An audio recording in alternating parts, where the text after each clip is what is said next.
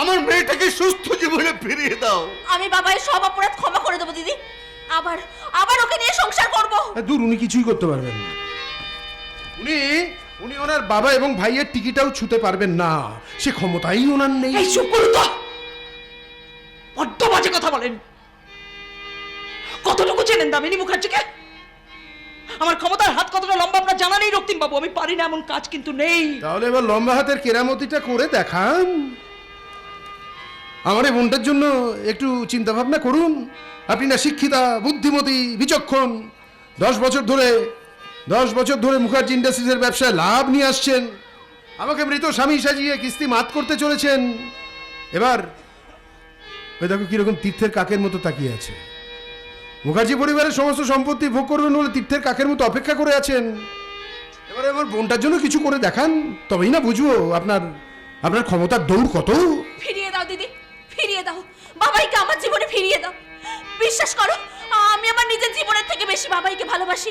আর আর ওকে যদি আমি না পাই, আমি কিন্তু আত্মহত্যা করব। প্রিয়াঙ্কা, এই বলে দিয়ে গেলাম। প্রিয়াঙ্কা, প্রিয়াঙ্কা যাস না। আপনি যান। চল, চলে যা। একটা করো তো, আমি ধরুন গিয়ে। মেয়েটার যদি কিছু হয়ে যায়, এই বয়সে সে আঘাত আমি সহ্য করতে পারবো না। কিছুতে কাঁদবেন না গুরুদেব, কাঁদবেন না। এসব চোখের জলের মূল্য ওনার কাছে নেই। প্রেম, ভালোবাসা, দয়া, মায়া, এই শব্দগুলো ওনার ডিকশনারিতে লেখা নেই। কারণ উনি যে একজন প্রেমহীন, ভালোবাসাহীন বন্ধা নারী। চুপ করুন আপনি। কে বলেছে আপনাকে যে আমার মনের মধ্যে প্রেম ভালোবাসার কোনো অনুভূতি নেই? আমি মানুষ না? কে আপনাকে কানে কানে বলে দিল যে আমি প্রেমহীন, ভালোবাসাহীন একটা বন্ধা নারী? কদিন আগে আপনি নিজেই বলেছেন আপনার হৃদয়টা চৈত্রের দহনে দগ্ধ হয়ে গেছে, ভুলে গেলেন? রক্তিম বাবু, শুধু তাই না, আপনি নিজের মুখে বলেছেন আপনি আপনার স্বামীকে কোনোদিনও ভালোবাসতে পারেননি, তার কোনো অস্তিত্ব আপনার মনে নেই। চুপ করে আছেন কেন? বলুন, উত্তর দিন। বলেছি তো, বলেছি। কায়স্থর মেয়ে হয়ে ব্রাহ্মণের ঘরে বউ হয়ে এসেছিলাম বলে শ্বশুর মশাইয়ের কাছ থেকে অসম্মান আর অপদস্থতা আমার মনটাকে একটু একটু করে বিষিয়ে দিচ্ছিল। কিন্তু আমার স্বামী নীলাঞ্জন সেজন্য কোনোদিনও কোনো প্রতিবাদই করলো না। অথচ সে নীলুই কিন্তু। শ্বশুর মশাইয়ের অসম্মান আর অপদস্থতা আমাকে অটোমেটিক্যালি আমার স্বামী নীলাঞ্জনের কাছ থেকে অনেকটা দূরে সরিয়ে নিয়ে গেছে। কিন্তু এই নীলু কিন্তু তার বাবার মতের বিরুদ্ধে গিয়ে আপনাকে বিয়ে করেছিল। হ্যাঁ, একটা প্রশ্নের উত্তর দিন তো। মিস্টার নীলিমেশ মুখার্জি যখন আপনার সঙ্গে তার ছেলের বিয়ের প্রস্তাবকে প্রত্যাখ্যান করলেন, যখন আপনার বাবাকে সে বাড়ি থেকে অপমানিত হয়ে ফিরে আসতে হলো, তারপরেও কেন আপনি বিয়েতে রাজি হলেন? ওইনি তো, ফর ইওর কাইন্ড ইনফরমেশন, নীলাঞ্জনের সঙ্গে বিয়ের প্রস্তাবটা তো আমি ফিরিয়ে দিয়েছিলাম।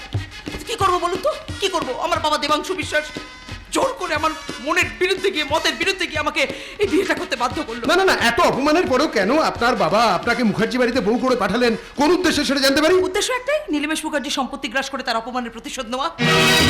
বাবা বাবা বাবা, চমৎকার। আর আপনিও বাবার মনোবাসনা পূরণ করার জন্য একেবারে ময়দানে নেমে পড়লেন। মন থেকে প্রেম, ভালোবাসা, দয়া, মায়াগুলোকে সরিয়ে দিয়ে মস্তিষ্কে জায়গা করে নিলেন লোভ নামের দুষ্ট ব্যাধি। সম্পত্তির জন্য একেবারে মরিয়া হয়ে উঠলেন। একটার পর একটা পথের কাঁটা সরিয়ে দেওয়ার জন্য উন্মাদ হয়ে উঠলেন। ভাই বাবাইকে দিয়ে শ্বশুর মশাই নীলিমেশ মুখার্জিকে গলা টিপে খুন করাতে চাইছিলেন আপনি। বেশ করেছি।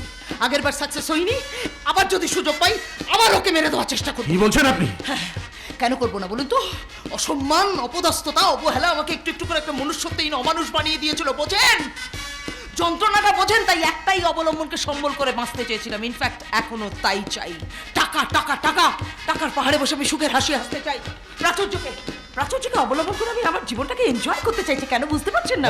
হয় না। শুধু টাকা থাকলেই সব আনন্দ উপভোগ করা যায় না। সেজন্য দরকার একজন সঙ্গী, প্রকৃত জীবন সঙ্গী। পরিবার পরিজনের সাহচর্য ছাড়া জীবন কখনো সম্পূর্ণ হয় না। মানুষের ভালোবাসা ছাড়া জীবনে বাঁচা যায় না। একটা ভালো মানুষ হতে গেলে কিছু দায়িত্ব, কর্তব্য পালন করে দেখাতে হয়, তবেই না মৃত্যুর পরে মানুষ আপনাকে মনে রাখবে। ভুল করেছি। আপনাকে আমার স্বামী নীলাঞ্জনের ভূমিকায় অভিনয় করতে নিয়ে এসে এ বাড়িতে আশ্রয় দেওয়াটাই আমার ভুল কাজ হয়ে গেছে। যাব বাবা, এই কথা কেন বলছো? ওই যে না পারছি আপনাকে ফেলতে, না পারছি উগ্রতে। আচ্ছা, তাহলে নাটক জমিয়ে দিয়েছি বলুন। শুধু নাটকটাই তো জমালেন না রক্তিম বাবু, আমার মাথাটাকেও তো আপনি ঘুরিয়ে দিলেন। কি আছে বলুন তো আপনার ভেতরে? কি আছে? কেন আমাকে এরকম করে লোভী করে তুলছেন? কেন লোভ দেখাচ্ছেন রক্তিম বাবু? আমি ঘর সংসার, পরিবার পরিজন এসব কিচ্ছু চাই না, কোনোদিনও চাইনি। টাকা চাই, টাকা, নিড মানি, সম্পত্তি চাই। টাকার পাহাড়ে বসে আমি জীবনটাকে উপভোগ করতে চাই, একা, একেবারে একা। আবার আপনি মিথ্যে কথা বলছেন। 10 বছর আগে স্বামীকে হারিয়েছেন, কিন্তু এখনো পর্যন্ত আপনি মনে মনে সংসার গড়ার স্বপ্ন লালন করেন। আর 5 জন গৃহবধূর মতো আপনারও ইচ্ছে করে সমাজের বুকে মাথা উঁচু করে বাঁচা, কিন্তু ইচ্ছে থাকলে উপায় কোথায়? লোভের নাগপাশে এমনভাবে নিজেকে জড়িয়ে ফেলেছেন, সেখান থেকে আপনি আর বেরোতেই পারছেন না। এত নিষ্ঠুর কেন আপনি? এতটাই যখন উপলব্ধি করতে পেরেছেন যে আমি ভাঙছি, আমি ভেঙে গেছি, তখন জেনে বুঝে কেন আমার মনের ভেতরের ক্ষত জায়গাটাকে খুঁচিয়ে খুঁচিয়ে ক্ষত করে দিতে চাইছেন আপনি? তাহলে শুনুন দামিনী দেবী, আমি চাই আপনি সুস্থ জীবনে ফিরে আসুন। রক্তিমবাবু, আর 5 জন সাধারণ গৃহবধূর মতো লোভের নাগপাশ থেকে নিজেকে মুক্ত করে নিয়ে সমাজের বুকে মাথা উঁচু করে বাঁচুন। হাতে শাঁখা পলা নোয়া পরে, সিঁথিতে সিঁদুর রাঙা হয়ে রোজ সন্ধেবেলায় তুলসী তলায় প্রদীপ জ্বালবেন আপনি। কোনো অবহেলা না, কোনো বঞ্চনা না, কোনো অভিশাপ না। মানুষের ভালোবাসা নিয়ে আপনাকে বাঁচতে হবে। মানুষের ভালোবাসা ছাড়া জীবনে বাঁচা যায় না। লোভের মোহমুক্তি হয়ে আপনাকে আর 5 জন সাধারণ গৃহবধূর মতো মাথা উঁচু করে বাঁচতে হবে। সংসার জীবনে ফিরে আসতে হবে আপনাকে। দামিনী দেবী, একটা কথা মনে রাখবেন, সংসারই হচ্ছে আসল সুখের অমরাবতী। হবে না, হবে না রক্তিমবাবু, আমার দ্বারা আর এসব হবে না। আমি অনেক দেরি করে ফেলেছি। কাকে নিয়ে সংসার করব, কাকে নিয়ে ঘর বাঁধবো বলতে পারেন? আমি যে ভীষণ একা রক্তিমবাবু। 10 বছর আগে নিজের হাতেই তো সবটা শেষ করে দিলাম, নিজের হাতেই সবটা ধ্বংস করলাম। দার্জিলিং বেড়াতে গিয়ে আজ থেকে 10 বছর আগে আমি নিজে আমার স্বামী নীলাঞ্জনকে পাহাড় থেকে ধাক্কা মেরে ফেলে দিয়েছিলাম।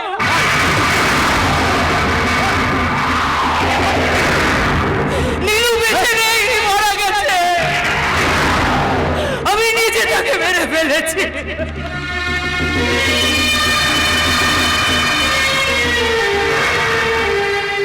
কি বলছেন আপনি?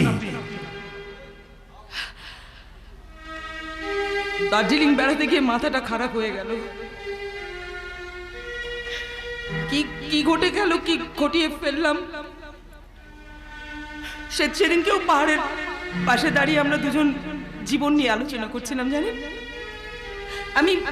আমি নীলাঞ্জনকে বোঝানোর চেষ্টা করছিলাম, আচ্ছা নীলাঞ্জন, তুমি তো জোর করে আমাকে পছন্দ করে বিয়ে করেছিলে। তোমার বাবা উঠতে বসতে আমাকে অসম্মান করে, ছোট জাত নিচু জাতের মেয়ে বলে দুচ্ছাই করে। তোমার খারাপ লাগে না? তোমার অসম্মান হয় না? তুমি কোনো প্রতিবাদ করতে পারো না? বলো। কিছুতেই কিছু বলে না, চুপ করে দাঁড়িয়ে রইল। মাথার মধ্যে আগুন জ্বলে গেল। মারলাম ধাক্কা, নীলু পড়ছে পাহাড় থেকে। দামিনী, দামিনী, তারপর আর কিছু শুনতে পাইনি। আমার যখন, রক্তিমবাবু শুনছেন, আমার যখন সম্বিত ফিরল না, তখন আমি বুঝতে পারলাম আমি নীলুকে খুন করে ফেলেছি। সঙ্গে সঙ্গে একটা ভয় আমাকে ঘিরে ধরলো। তাড়াতাড়ি নিজেকে বাঁচানোর জন্য একটা গল্প তৈরি করলাম। পাহাড়ের পাশে দাঁড়িয়ে সেলফি তুলতে গিয়ে পা পিছলে পাথরের কাছে পড়ে মারা যান, কিন্তু সত্যিটা তো আমি জানি। আমি তো জানি আমি নীলুকে মেরে ফেলেছি। অপরাধ বোধ শুরু হলো, দগ্ধাচ্ছি 10 বছর ধরে। কাউকে কিচ্ছু বলতে পারছি না, শুধু জেতার জন্য চিৎকার করি, ঝংকার করি, কিন্তু আমি ভেতরে ভেতরে ক্ষয়ে গেছি। বড্ড ভারী লাগছে জীবনটা, তাই আপনাকে বন্ধু ভেবে সবটা বলে একটু হালকা হলাম। কেন করলেন এমন কাজ? আপনার স্বামী নীলু তো তার বাবার মতের বিরুদ্ধে গিয়ে আপনাকে বিয়ে করেছিলেন। কায়স্থর নিয়ে বলে নীলিমেশ বাবু আপনাকে অচ্ছুত করে রেখেছিল, ঠিক, কিন্তু আপনার স্বামী নীলু তো আপনাকে কোনোদিনের জন্য অচ্ছুত করে রাখেনি। তাহলে কেন করলেন এমন কাজ? কোনোদিন করেনি। হ্যাঁ, নীল রক্তের আভিজাত্য মানুষটাকে আর 5টা সাধারণ মানুষের থেকে একটু আলাদা চরিত্রের করে রেখেছিল।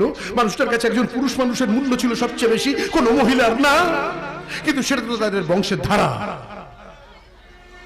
তাহলে কেন করলেন এমন কাজ? কেন করলেন? আপনার এই হঠকারিতা থেকে কি এটাই প্রমাণিত হলো না যে আপনি আপনার স্বামীকে কোনোদিনের জন্য ভালোবাসতে পারেননি? তার কোনো অস্তিত্ব আপনি স্বীকার করে নিতে পারেন? না না, পারিনি। আমি তো অস্বীকার করি না। আমি তো বলছি আমি কোনোদিনের জন্য নীলাঞ্জনকে মন থেকে মেনে নিতে পারছিলাম না, একটা মুহূর্তের জন্য ভালোবাসতে পারিনি। কিন্তু কিন্তু সেজন্য এখন তো আমি অনুতাপের আগুনে জ্বলে পুড়ে মরছি। আর সেই আগুনটা তো উস্কে দিলেন আপনি। কি বলতে চাইছেন ওই যে আপনি রক্তিমবাবু, আপনি এই বাড়িতে আসার পর থেকে জানেন, আপনাকে পাশে পাওয়ার পর থেকে, আপনাকে দেখার পর থেকে আপনার হাঁটা চলা, আপনার কথা বলা, আপনার ওঠা বসা, আপনার গান গাওয়া, সবকিছুর মধ্যে আমি আমার মৃত স্বামী নীলাঞ্জনকে দেখতে পাই, নীলুকে খুঁজে পাই। আর যত খুঁজে পাই, যত দেখতে পাই, তত একটা ভয়, একটা অপরাধ বোধ আমাকে অস্থির করে তোলে, আমাকে তাড়িয়ে নিয়ে বেড়ায়। তাই তো আমি পালাতে চাইছি। এখানে থাকতে আমার ভয় করছে, ধরা পড়ে যাওয়ার ভয়। আমি পালিয়ে বাঁচতে চাইছি, আমাকে একটু সাহায্য করুন, বাঁচতে ইচ্ছে আর করছে। যদি কোনোদিনও আপনার স্বামী ফিরে আসেন তখন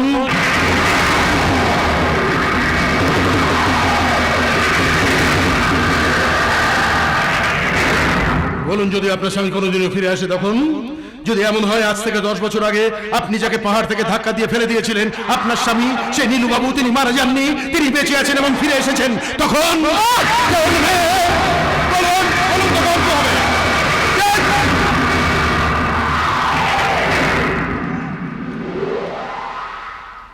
কে গো তুমি? কে? আমাকে বলো তুমি কে? আমার মনের সন্দেহটা সত্যি হয়ে যাচ্ছে না তো? বলো, চুপ করে থেকো না, চুপ করে থেকো না, বলো না তুমি কে? এখনো তোমাকে চিনতে পারছো না? কি? এতদিনও তোমাকে চিনলে না? কি? ও আজ আমাকে সব সত্যি কথা বলেছে। কি বলেছে? কি কারণে তুমি নীলুকে পাহাড় থেকে ধাক্কা দিয়ে ফেলে দিয়েছিলে সেটা জানবার জন্যই এতদিন রক্তিম সেজে তোমার সঙ্গে অভিনয় করেছে। মানে? ও রক্তিম নয়, ও আমার ছেলে নীলু।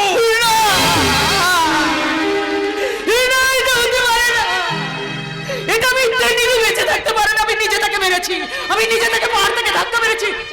ও মিথ্যে কথা বলছে। ও রক্তিম মিথ্যে না মা, হ্যাঁ? ওই নীলু এত বছর ধরে ও আমার কাছে ওর আসল পরিচয় গোপন করে রেখেছিল, কিন্তু আজও আমার কাছে সব সত্যি স্বীকার করেছে। হ্যাঁ মা, ও রক্তিম না, ওই নীলু, নীলাঞ্জন মুখার্জি। চুপ করুন, কি বলছেন? আমি পাগল হয়ে যাবো। 10 বছর আগের সেই ভয়ঙ্কর দিনে আমি তখন হিমালয় পাহাড়ের গায়ে বিশাল এক বটগাছের নিচে আশ্রমে বসে ধ্যান করছিলাম। হঠাৎ একটা শব্দ হলো, মনে হলো বটগাছের ডালপালাগুলো সব হুড়মুড়িয়ে ভেঙে পড়ছে। ছুটে গেলাম আশ্রমের বাইরে, দেখলাম দেবকান্তি এক যুবক গাছের ডালে পড়ে ঝুলছে। রক্তাক্ত আহত অবস্থায় ওকে উদ্ধার করে আশ্রমে এনে শুইয়ে দিলাম। কালীপদবাবু ভেবেছিলেন পুলিশে খবর দেবেন, কিন্তু উনি দেননি, কারণ নীলুর শারীরিক আঘাত তেমন গুরুতর ছিল না। গুরুতর ছিল ওর মানসিক আঘাত। প্রায় কয়েক মাস স্মৃতি বলে ওর কিছু ছিল না। ঈশ্বর, এখনো বাঁচিয়ে রেখেছো কেন? এই পাপী মানুষটাকে তুলে নিচ্ছ না কেন? এত মানুষ মরে যায়, তুলে নাও ভগবান। ওর স্মৃতি যখন ফিরে এলো তখনই আমি সিদ্ধান্ত নিয়েছিলাম জীবনে আর কখনো কোনোদিনও আনন্দপুরের বাড়িতে ফিরে যাব না। কেন যাব? আমার অগ্নিসাক্ষী করে বিয়ে করা স্ত্রী যখন আমাকে চায় না, তখন তাকে বিব্রত করতে কেন যাব আমি? কিন্তু পারলাম না। 10টা বছর পর আবার ফিরে এলাম এই আনন্দপুরের বাড়িতে, কারণ আমার স্ত্রী দামিনী আমাকে নাই ভালোবাসতে পারে, কিন্তু আমি যে আমার স্ত্রীকে আজও জীবনের থেকে বেশি ভালোবাসি। আমি সহ্য করতে পারছি না। বাবা একটা কাজ করুন, অনেক বছর দেরি করে ফেলেছি, আপনি পুলিশকে কল করুন। পুলিশকে কল করে আমাকে অ্যারেস্ট করিয়ে দিন বাবা, আমাকে আত্মগ্লানি থেকে মুক্তি দিন বাবা। চুপ! আর কখনো তুমি আমাকে বাবা বলে ডাকবে না। সম্পত্তি লোভে আমার ছেলেটাকে তুমি পাহাড় থেকে ধাক্কা দিয়ে ফেলে মেরে ফেলতে চেয়েছিলে, সেই অপরাধে তোমাকে আমি আমার পুত্রবধূ বলে মানি না। মানবেন না, মানবেন না বাবা, মানবেন না। আমি যে জঘন্য অপরাধ করেছি তারপরেও আমাকে পুত্রবধূ বলে মেনে নেওয়া যায় নাকি? এই ঘটনার পর আমি আপনাদের গলগ্রহ হয়ে বাঁচতে চাই না। আমি যে খুন করতে চাও আসামি। ঈশ্বরের কি লীলা দেখুন নীলিমেশ বাবু। ঈশ্বরের লীলাই বটে গুরুদেব, না হলে এত মানুষ থাকতে আমি বা কেন আপনার আশ্রমে গিয়ে পড়বো? আর কেনই বা আপনার মেয়ের সঙ্গে দামিনীর ভাইয়ের বিয়ে হবে? আসলে গুরুদেব সবই যোগ যোগ যোগ ছাড়া কিছু না।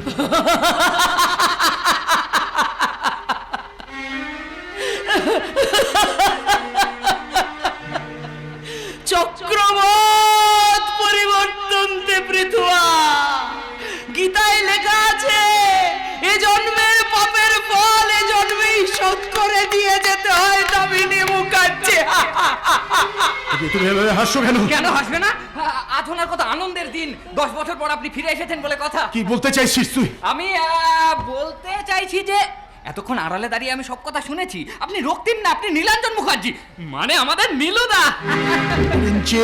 কিন্তু পূজা সুন্দর বলছিল নীলু নয়, নাম রক্তিম। না না না না না কাকাবাবু, ও রক্তিম না গো, ও নীলু। নীলু তোমার ভাইপো, ও মারা যায়নি, ফিরে এসেছে। কাকাবাবু তুমি একটা কাজ করো না, তুমি একটা কাজ করো। বাবাকে অনেকবার বলেছি কাকাবাবু, তুমি একটা পুলিশকে কল করো না, পুলিশকে কল করে অ্যারেস্ট করিয়ে দাও না। নীলুকে খুন করতে যাওয়ার অপরাধ আমি কঠিন শাস্তি মাথা পেতে নিতে চাই।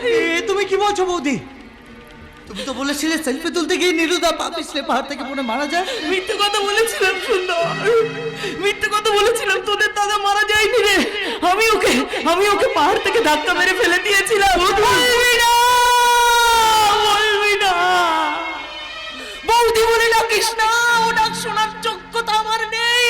আমি বৌদি হতে পারি না, আমি রাক্ষসী, আমি ডাইনি। ওরে রাক্ষসী ডাইনি না হলে কোনো মেয়ে সম্পত্তির জন্য, টাকার জন্য তার স্বামীকে খুন করতে চাইতে পারে। তুমি শান্ত হও, শান্ত হও তুমি। বৌদি তুমি এমন করছো কেন? বৌদি বৌদি বৌদি যাবে বলবি না, বলবি না বৌদি, বৌদি বলিস না, সহ্য হচ্ছে না বৌদি, বলবি না। আমি কারোর বৌদি না, কারোর মেয়ে না, কারোর স্ত্রী না, আমি একটা ঝড়, নির্ভাঙা ঝড়। 10 বছর আগে নীলু স্ত্রী না, ঝড় হয়ে ঢুকেছিলাম এই মুখার্জি বাড়িটাকে ধ্বংস করে দেব। দামিনী, তুই না দামিনী মুখার্জি, এই মুহূর্তে আমাকে সম্পত্তির ভাগ লিখে না দিলে ভাই। আমি ঝড় হয়ে মুখার্জি বংশের প্রদীপটা নিভিয়ে দেবো।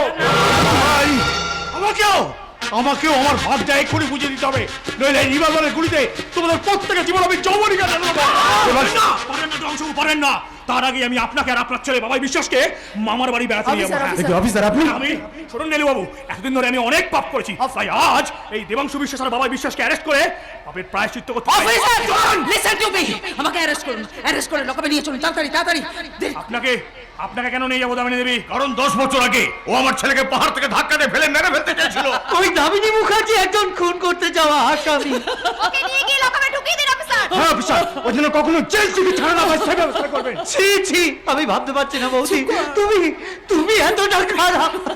এতদিন ধরে ভালো মানুষকে তুমি আমাকে সহ্য কর। এই খবরদার, একটা কথা আর হবে না। ভুলে যাবে না দামিনী আমার স্ত্রী। আমার স্ত্রী ভালো কি মন্দ তার বিচার করবো আমি। না না না ওর বিরুদ্ধে কোনো অভিযোগ থাকলে সে অভিযোগ করবো আমি, তোরা না। না না না না নীলু, নীলু আমাকে কোনোদিনও ক্ষমা করো না তুমি। কেন ক্ষমা করবো না? তুমি তো কোনো অন্যায় করোনি দামিনী। অন্যায় করেছে তোমার বাবা দেবাংশু বিশ্বাস, ছোট অবস্থা থেকে তোমাকে লোভী করে গড়ে তুলেছে। না। অভিভাবকের পাপের দায়ে সন্তান নেবে কেন? কে বললো আমি অপরাধ করিনি? আমার বাবা ছোটবেলা থেকে আমাকে লোভী করলো আর আমি লোভী হয়ে গেলাম। গুরুদেব, এত বড় জীবন দগ্ধাতে দগ্ধাতে বাঁচবো কি করে? গুরুদেব, আমি যখনই চোখের সামনে তোমাকে দেখবো আমার মনে হবে আমি তোমাকে খুন করতে চেয়েছি, কিন্তু তুমি না মরে ফিরে এসে আমাকে করুণা করছো। তোমাকে আমি কোনোদিনও করবো এত বড় না। জীবন দগ্ধে বাঁচা যায় না। গুরুদেব, একটু বোঝান। এত অপরাধ পথ দিয়ে বাঁচবো কেমন করে? এত বড় জীবন এভাবে বাঁচতে পারবো না। বাঁচতে দামিনী, এই দামিনী, দামিনী, দামিনী, এই দামিনী, দামিনী। আচ্ছা আপনারাই বলুন তো, এর কি কোনো দরকার ছিল? আমি তো রক্তিম সেজে অভিনয় করে ওকে সুস্থ জীবনে ফিরিয়ে আনতে চেয়েছিলাম। আমি যে ওকে নিয়ে সংসার করার স্বপ্ন দেখেছিলাম। ঘর সংসার সবাই তো চায়, কজনের আর মেটে আশা, টাকার থেকে সবই ফাঁকা সুখী, না যদি পাও ভালোবাসা। ঘর সংসার সবাই তো চায়,